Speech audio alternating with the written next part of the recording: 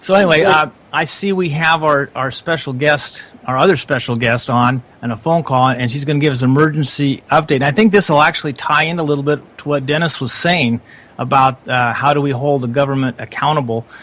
This is a government that's gone out of control and actually imprisoned her for a day while they booked her or whatever they do. Yeah. Dr. Carpenter, welcome back to the show. Thank you. Can you give us a quick... It was a real shocker yesterday. Yeah. I was at my tiny place, and I was trying to rush to finish up the costume for my granddaughter, the little one, and somebody knocked at the door pretty hard, and I opened the door, and there it was, the infamous Jeremy Bain saying that I was being arrested. I was under arrest. And I asked for what, and he said, oh, there are many, actually he said several charges, and that was it. That they came, let's see, 2 policemen and Jeremy Bain, but Jeremy Bain, again, was wearing a police jacket, and he's not a policeman, and he was leading the arrest. And then they had a policewoman coming in and to search me. She was afraid that I could have something in the pockets that could stick her, and a tissue, unless a tissue. Anyway, so, but they didn't read the Miranda rights, and he didn't explain the charges, and they took me away to the detention center, and I was booked, and it was ridiculous. Beside the fingerprint, he even took the DNA a sample to put it in the records for the sex offenders. What does that got to do with anything? And then I don't know what that has to do with anything. This Nothing at all. It's more but bizarre anyway, by the moment. Go ahead, keep going.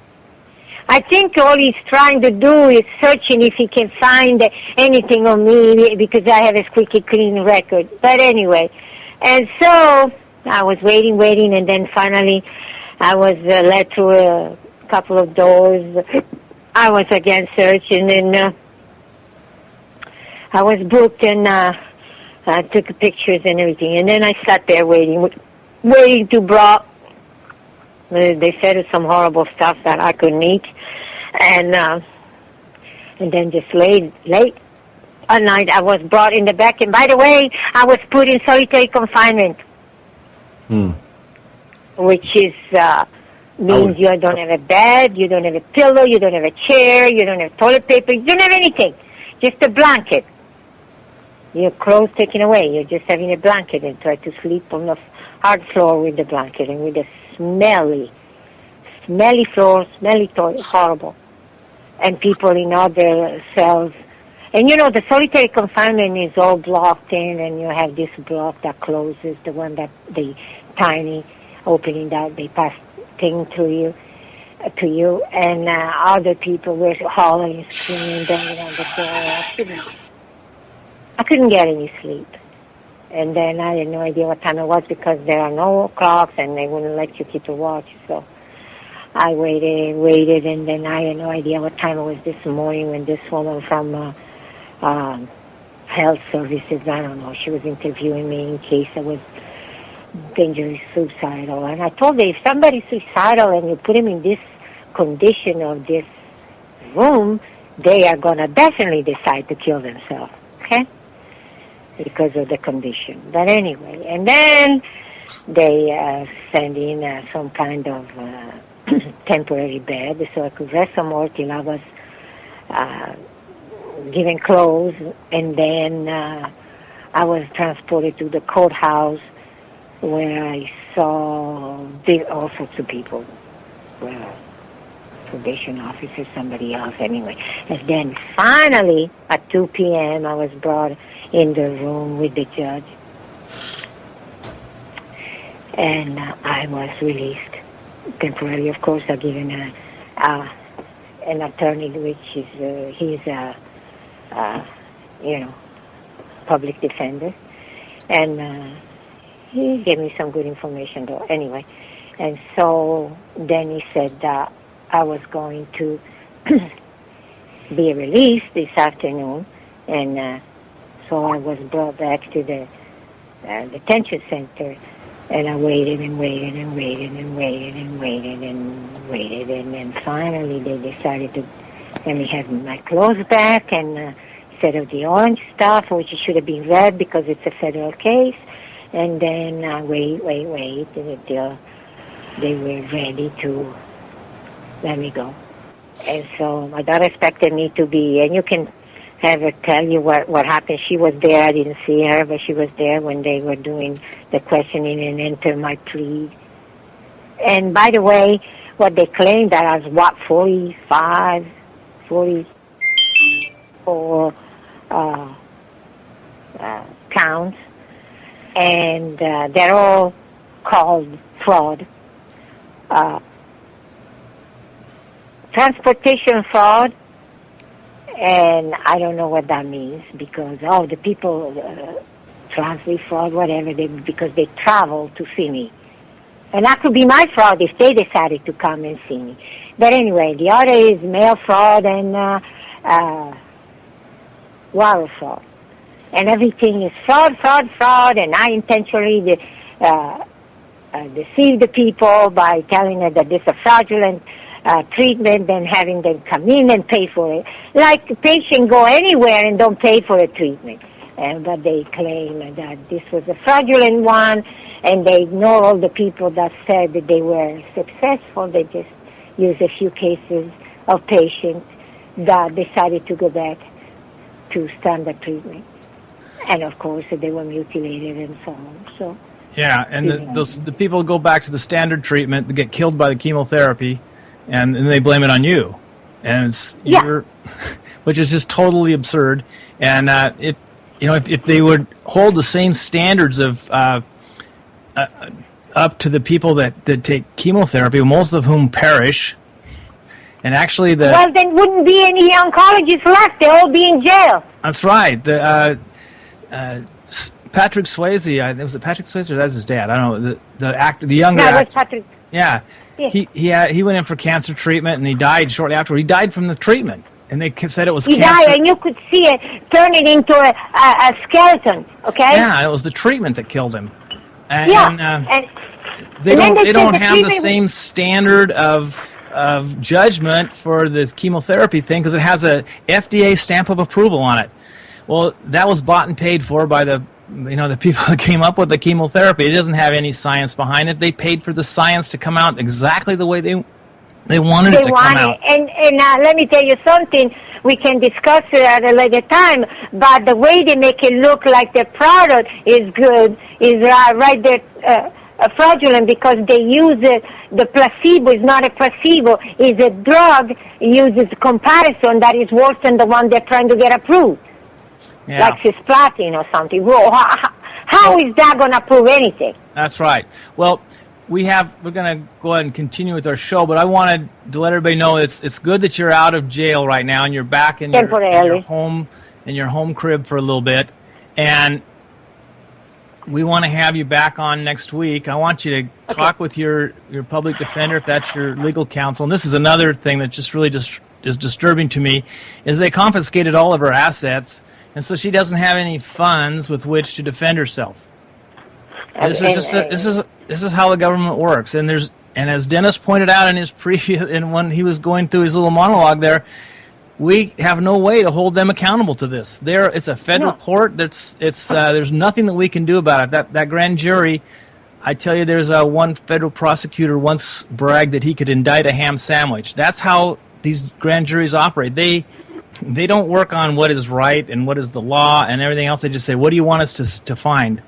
Right. That's what one of the different people, a policeman that I talked to, this one is a policeman on in the courthouse, and he said, the grand jury approves anything. The attorney says, it's not what the grand jury was created for, but it approves anything. It's just formality.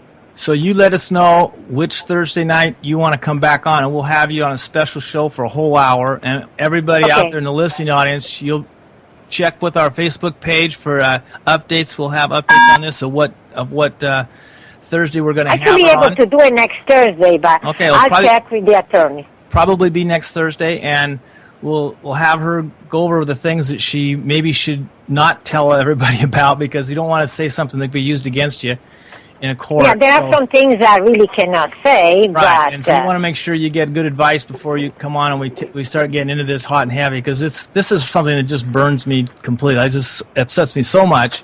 It's such a distortion of free market, and it's such an intrusion. It's actually costing people their lives, because the government is trying to protect them. So they're dying from the chemotherapy, they're dying from cancer, because they want to protect them from the treatment that works. Well, actually, they're not even dying. They're not even dying of cancer. They're dying of treatment. Yes. That's they wouldn't be true. dying that quickly with cancer. It would take a lot longer. I had a friend, Greg Gandy, and he was a dear friend. We played softball together, and he had cancer, and he was diagnosed with cancer, and he had seen many of his friends get cancer and take the treatments and just die very quickly. And he didn't want that to happen to him, so he went on a super nutritional diet. He lived for 15 years with cancer, and but about the last 6 months were very healthy and productive years, and those were good years that he had. Not like the one he had another friend halfway through this, about 7 years into it. He had another friend that came down with cancer, and he told him, "Do what I'm doing." And the guy followed the advice of his doctor and the treatment killed him in a month. Yeah. And that's just how it is. But everybody will say it was a cancer that killed him. It wasn't. It's the chemotherapy. Chemotherapy is poison. They put the poison in there, and the theory is the cancer cell will absorb more than its share, and it will die first, and then we cut it up, and everything will be okay. But they oftentimes give the people too much poison, and it kills them.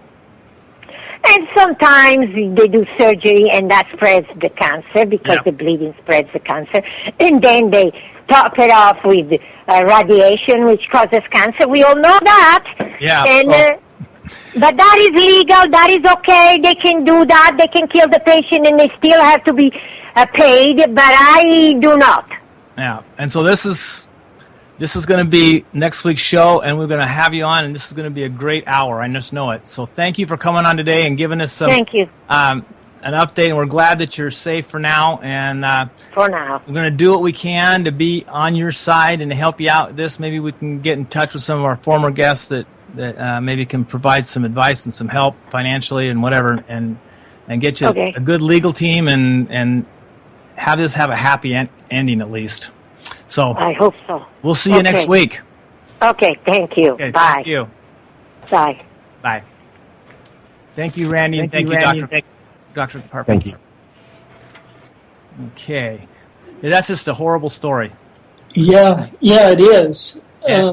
It'll be interesting to see how this develops and whatnot. You know, when you think about our election, one of the election items that I know you guys want to talk about is the marijuana deal. But, you know, in marijuana, it is got some, dangerous side, impacts, just like alcohol does. Think about how ridiculous the FDA is when it comes to raw milk. I mean, do you know how strict the raw milk processing requirements are, and the number of individuals that try to sell raw milk? They've got a Jersey cow out back. They can only trade it with their neighbor. They can't dare sell it to their neighbor because the FDA has made it their policy that milk has to be pasteurized. It's got to be brought up to this temperature and treated in this way. And milk, if you think about it, is one of the more natural things that anybody could use, whether it's goat's milk or cow's milk or eggs from the chickens in your backyard. How in the world did we surrender our right to use the marketplace and free choice and the availability of these products And we surrendered that to this regulatory authority we call the FDA. It's really, really fascinating. The USDA and FDA are in lockstep with each other, and they basically control everything that we eat and drink and breathe, along with the EPA thrown in there on the breathing side of the fence. And at some point, people have to say, how did we lose it? How do we get it back?